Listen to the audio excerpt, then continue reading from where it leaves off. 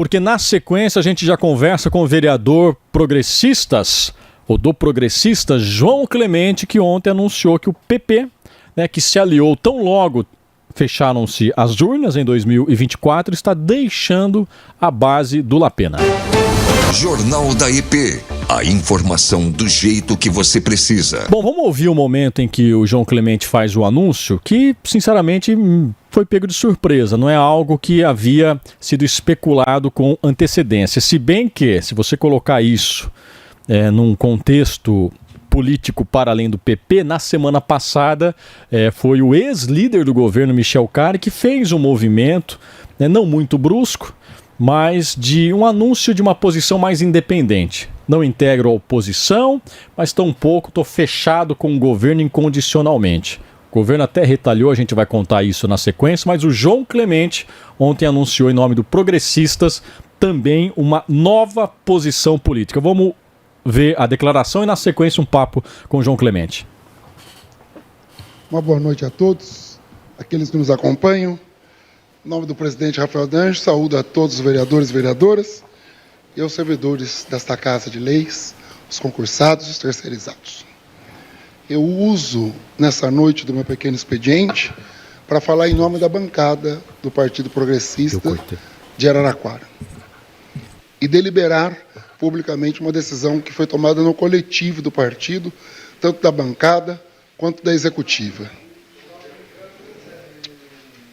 É com grande espírito de responsabilidade e firmeza, de propósito, que hoje me dirijo a vocês, com uma missão que foi confiada tanto a mim quanto ao vereador Marcelino. Eu hoje sou o líder da bancada do Progressistas e desejo compartilhar uma mudança estratégica e, acima de tudo, de princípios na forma como atuaremos na Casa e perante o Poder Executivo.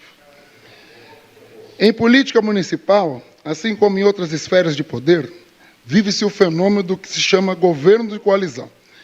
Trata-se de uma aliança, por vezes informal, entre diferentes partidos, grupos e lideranças, que se unem para dar sustentação ao governo executivo, facilitar a aprovação de políticas públicas e construir uma agenda conjunta de ação. Essa é uma prática legítima e democrática, quando bem conduzida. É exatamente nesse ponto que declaramos uma nova etapa do Progressistas. A partir de agora, o Progressistas em Araraquara deixa de integrar automaticamente a base de sustentação imediata do governo do Dr. Lapena na Câmara Municipal. A partir deste momento, nosso mandato será independente em nossa atuação legislativa. Bom, tá aí a declaração, o anúncio do João Clemente. O João tá aqui. João, você já explicou mais ou menos o contexto, né?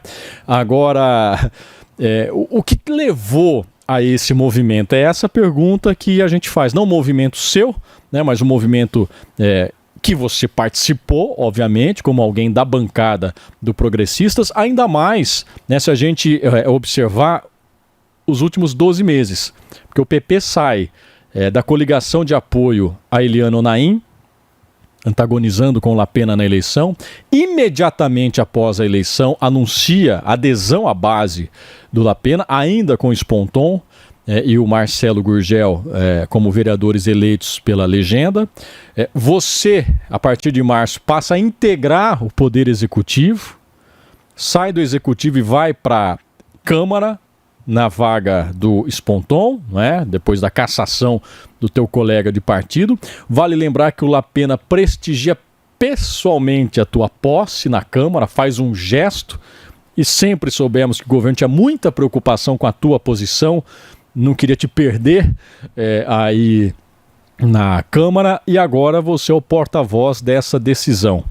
Os compromissos existem com a legenda, uma legenda que vai operar independente. O que levou a essa decisão, ou a esse volume de decisões, num tão curto espaço de tempo? João Clemente, bom dia. Um bom dia a todos os ouvintes, telespectadores desse jornal multiplataforma da IP.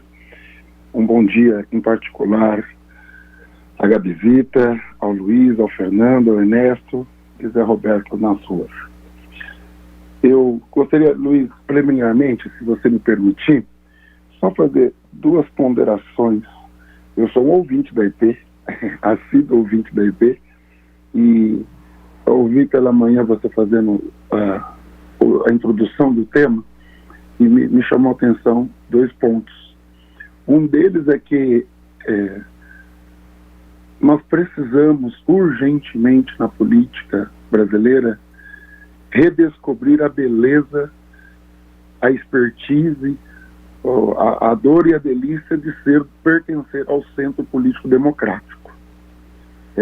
Existe no país hoje uma radicalização que a gente chama de extremos, que a gente chama de polarização, mas que foge às vezes do que pode ser o normal da política, né? Onde as pessoas se tratem como adversários, mas não como inimigos.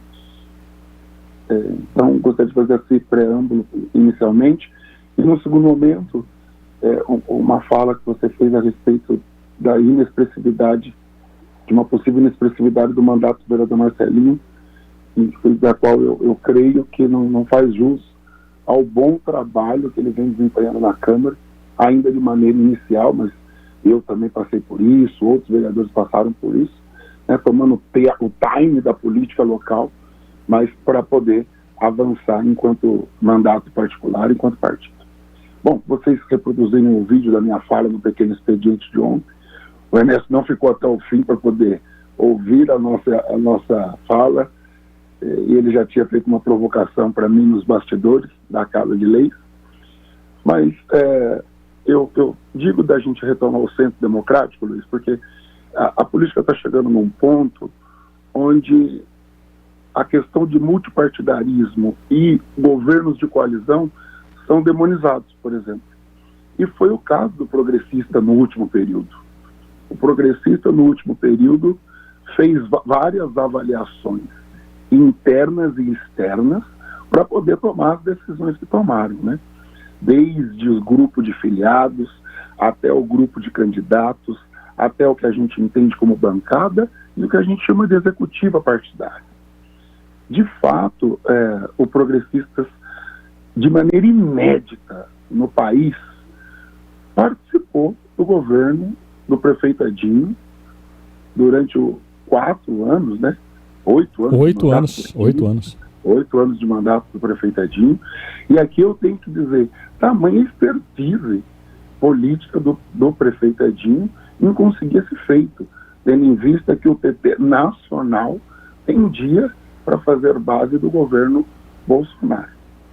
E, para e passo, muda-se o cenário político, muda as cores ideológicas das pessoas que estão governando hoje, né? O prefeito Lapena com a sua equipe gestora, que venceu nas urnas, e isso é inquestionável. E o PP chama novamente o seu grupo de pessoas, seus filiados, seus correligionários, e faz uma avaliação, naquele primeiro momento, de compor a base do governo Lapena. E eu reafirmo, isso não pode ser objeto de demonização.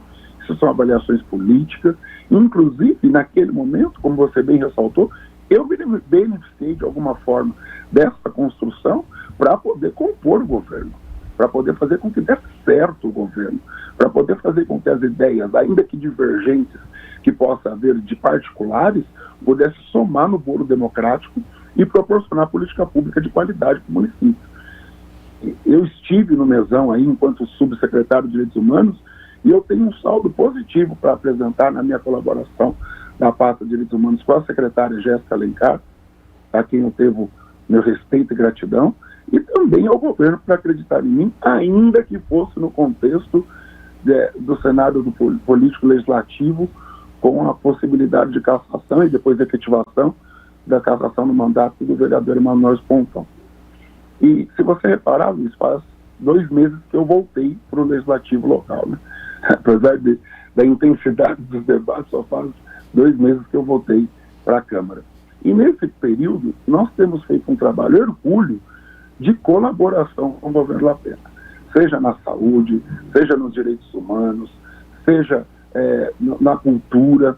onde a gente já tem pessoas nossas atuando. Em diversos lugares existe um espectro do PP colaborando. Porém, há um desconforto na maioria dos correligionários, e eu disse isso numa possível alteração de rota. Nós estamos no último trimestre do ano e nós ponderamos que o governo Lapena precisa alterar algumas rotas para poder dar respostas mais efetivas e concretas para a sociedade. Nós entendemos o fosso, e aqui eu encerro para poder abrir para o debate essa primeira parte. Nós entendemos o fosso, o fosso econômico que existe, a dificuldade de governar sem recursos à disposição, mas eu acho que o talento do governante aparece justamente nessa hora, em manusear os instrumentos que existem. Se você perceber, todas as alterações de manutenção da peça orçamentária, o PP tem votado com o governo, né? Mas existe outro grupo de projetos que a gente não tem conseguido colaborar, e por isso nós estamos se declarando mais independentes nesse momento, para poder ter mais condições de fazer análise crítica dos projetos e votar o que for bom para a população e recuar no que a gente entender que não seja. O PP tinha cargos no governo, por exemplo, o seu, né? O PP mantém cargos ainda na gestão Lapena ou está renunciando a todos, e aqueles que compõem o quadro partidário, e o governo está saindo dessa função agora, João? Não, nós não pretendemos retirar alguns cargos, porque, como eu disse, nós não estamos rivalizando com o governo Lapena. Não sei se toda a população entende, nem é obrigado a saber, mas aqui eu explico, né? Você pode se posicionar de diversas maneiras na política. Você pode ser situação, você pode ser independente, e você pode radicalizar um pouquinho mais e ir para a oposição, no caso, né? Não é o caso do PP hoje de chegar ao extremo do que nós estamos se declarando independente. Quantas pessoas do PP tem no governo, você sabe apontar? Poxa vida, eu não sei se eu consigo... Mas tem, né? E eu não estou falando isso para criminalizar, não, né? Não estou falando para criminalizar, não pode estar no governo. É só importante que as pessoas saibam como é que se compõe um governo, né? Você falou uma coisa na tua explanação, João, que sobre talento do gestor público, né? Na hora da dificuldade, que o talento se sobressai. Lapena tem sido, na tua avaliação, pouco talentoso? Tem faltado talento ao prefeito Lapena nesses 10 meses de gestão? Ô Luiz, às vezes eu vejo, boa pergunta, eu vejo as pessoas fazendo uma analogia que eu acho que é equivocada, quando você compara o orçamento da sua casa com o orçamento público, né? Eu sempre achei equivocado isso também. O orçamento, se tem uma coisa que não cabe, é essa analogia, porque o orçamento particular ele é feito de um jeito. Nem de empresa privada com setor público, que as lógicas são diferentes. Com certeza. E o orçamento público, além da lógica ser distinta, a parametrização é outra. Existem parametrizações constitucionais que não se aplicam na iniciativa privada. E o que eu posso dizer para você nesse momento? Araraquara não é um paraíso fiscal. Nós sabemos que existe um desgaste fiscal e orçamentário desde muito tempo atrás e que tem desembocado na situação que nós temos hoje, né? São dados, Luiz, que quando você, até eu que não sou tão leigo do assunto, mas que desconheço de todos os meandros fiscais e contábeis da prefeitura, quando ouço as gestões falar, e eu posso dizer, porque eu estive na gestão passada, estive nessa, né? Eu preciso que a população não se esqueça que o meu início na política se deu em meio à pandemia do Covid-19, né? Onde as pessoas ligavam para a gente pedindo vagas nos leitos e não tinha, e depois de meia hora você sabia que a pessoa tinha vindo a óbito, né? A maior crise de infraestrutura do município, com pontes caindo, chuvas, enfim. Então, respondendo a sua pergunta objetivamente, eu acredito que ao prefeito Lapena não tem faltado talento, mas eu creio que a forma como o governo se posiciona, às vezes até atrapalha novos investimentos de vir para a cidade. Eu tive com o secretário de governo por algumas vezes e tenho dito isso a ele. A gente precisa melhorar o marketing de Araraquara. Não só fazer cálculo, porque educação, saúde, assistência não pode ser cálculo frio, Luiz. E isso tem incomodado o PP na decisão de algumas posições, né? Algumas tomadas de decisões pensando em conseguir botar o caixa em ordem, não corroboram com a política de fato, com a entrega do serviço público na ponta da população, daquele que nos assiste. Só um parâmetro aqui, nós tivemos na região da qual pertence, a Zona Leste, 3 CRs vilipendiados, roubados, assaltados, em questão de dias. E a gente sabe que algumas decisões têm a ver com postura da atual gestão. Então, não tem faltado traquejo, mas tem faltado um jeito melhor de introduzir mudanças e ser mais estratégico nessa tomada de decisão. Ô João, você querendo ou não, bom dia, temos 5 vereadores já que são declarados como independentes, com Michel Cari, o MDB, vocês do Progressistas. Isso foi obviamente uma coincidência, mas há algum movimento de aproximação, alguma tentativa de se fazer formalmente um bloco de centro na Câmara Municipal de Araraquara? Perfeito. Eu não sei se... Obrigado pela pergunta, Ernesto. Na verdade, se você contabilizar todos que se declaram independentes, falta você dizer 2 nomes aí. A bancada do Novo, né? O Novo sim, o Balda e o... O Balda e o Prado se declaram independentes. Se declarar é uma coisa, ser de fato é outra, né? Mas aí não vamos abrir essa discussão. O de fato a gente vê no painel eletrônico. Não, mas se você quiser, eu estou pronto para essa também. Não, mas vamos à questão do Ernesto, que é uma excelente questão. Há intenção e movimento de criar um bloco, como já teve na Câmara num passado recente, João Clemente? Eu posso dizer categoricamente pelo Progressistas, mas não posso dizer pelo todo. Certo. Eu quero responder essa pergunta com muita honestidade. Uma coisa eu tenho certeza, não há intenção de um bloco de centro na Câmara, mas eu posso te dar uma resposta ainda mais preciosa. Eu tenho certeza que as pessoas que estão na Câmara estão preocupadas com Araraquara, com os rumos que ela tem tomado, com algumas decisões que eu acho que precisam ser revistas. E eu creio mais ainda, que ninguém tem intenção de rivalizar com o governo, mas que tem a intenção de colaborar de maneira mais efetiva com algumas ações que o governo tem tomado. Ô João, uma última questão, e agora mudando de assunto, mas você disse que acompanha a EP, está na nossa audiência, ouviu aqui a nossa indignação na abertura do programa e um pouco mais adiante, com aquilo que eu classifico como uma vergonha que a Câmara fez ontem com um cidadão.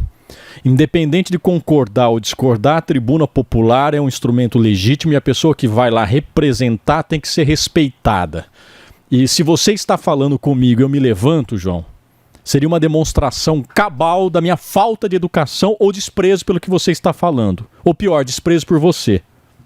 Então, se você está ouvindo, eu posso divergir, como a gente diverge muitas vezes. Eu preciso dizer aqui que você sempre foi muito respeitoso em relação a todos dessa mesa e todos desse programa, né? E comigo especialmente nunca tivemos nenhum tipo de questão pessoal, apesar das divergências do debate público, né? Você sempre foi uma figura democrática. Agora, o que eu vi ontem foi uma vergonha. Como é que você avalia? Eu não me lembro se você estava ausente ou presente na hora que o Cleidmar começou a falar, né? Para ser justo, eu não me lembro. Tô desconfiado que você não estava no plenário, né? E você não achou uma falta de respeito com o cidadão ali na Câmara, João? Ô Luiz, muito bom você me proporcionar a possibilidade de dizer sobre isso. Eu aqui quero citar um amigo que esteve conosco na 18ª legislatura, que era o ex-vereador Fernando César, né? O Galo. O Galo sempre, toda a sessão, o Galo falava para mim, Clemente, você fica nesse trânsito aí, entra e sai toda hora, isso é ruim para o bom andamento da sessão, né? Eu falava, poxa, Galo, mas tem hora que eu tenho que sair, resolver problema, tomar uma decisão lá com alguém, construir politicamente. Você falava, tudo bem, mas tenta fazer isso de uma forma mais, como é que eu posso dizer aqui, de uma forma mais cuidadosa, porque isso pega mal para quem está falando, para quem está ouvindo, né? E hoje você fazendo essa avaliação aqui na rádio, eu até quando você fez a abertura do programa, eu fui ver se eu estive ou não sentado durante toda a fala do seu Cleidmar, do senhor Cleidmar, né? E eu acho, não consegui fazer essa averiguação, que eu não permaneci na integralidade do período, porque logo depois que o pessoal da associação da ASA, da Associação de Estudos, sai, eu vou junto com o vereador Marcelo recepcioná-los e não acabo ouvindo toda a fala da Mara, recepcionando as autoescolas, e depois do seu Cleidmar. Eu acredito que sim, era um munícipe, era um cidadão que merece o nosso respeito, e que se alguém falhou naquele momento, e faço a minha culpa aqui, se eu sou desse conjunto, eu sei que eu ouvi a fala dele, mas não vi na íntegra. Falhamos enquanto representantes do povo naquela situação. O correto era que permanecêssemos no plenário, ouvíssemos a demanda, ainda que fosse custoso, ainda que eu divergisse de alguns pontos, ainda que eu não... mas eu sou adepto da seguinte opinião. Não sei se é o John Locke ou se é o Voltaire que diz isso. Posso não concordar com nada do que você fala, mas vou defender até o fim o direito de você dizê-lo. Isso é democracia, isso é o centro político democrático do qual eu pertenço, e você tem toda a razão em fazer essa crítica. Eu acho que quem se sentir, se o seu Cleidmar se sentiu lesado, eu já aproveito aqui publicamente para me desculpar, e individualmente aconselho que os demais amigos façam o mesmo.